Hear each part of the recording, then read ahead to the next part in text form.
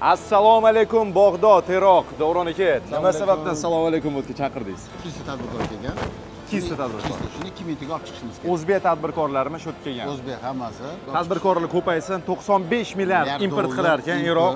Hamma narsani deyarli sotib olar ekan va O'zbekistonning katta imkoniyati bor. Bu yerga sotib, valyuta O'zbekistonga olib kirishi.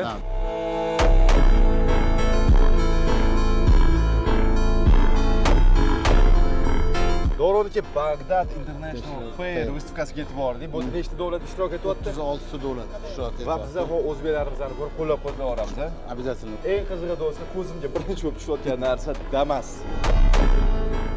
Damas shiridan bitta voy. Tasavvur qiling, oldin O'zbekiston morojiya import qilardi. Morojiya eksport qilyapti. Hop, o'sha ketadi. Yaxshi ketyapti. 150 ming donaga shartnoma qildik. Sir sutlarni qancha sotdinglar? 3 ta katta sitivik bilan gaplashdik. Hozir mana kontrakt tuzamiz endi tugagandan keyin.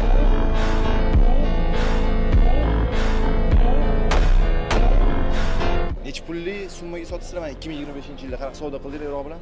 Taxminan 1,5 million atrofida. 1,5 million dollar, ya. 2026ga qanaqa planlar? Oshirish, xudo xolasa, kamida 1,5, ataga 2, 3. Выставкада Akfa Holding olib kelibdi. Tushunishim bo'yicha romlardan boshlab radiatorlargacha, hattoki kafelargacha olib kelibsizlar. Qalay sotuvlar? Qurilish juda ham katta, juda ham aktiv, jadal ketyapti. Tez orada Iroq bozorida o'sha Akfa mahsulotlari kirib boradi.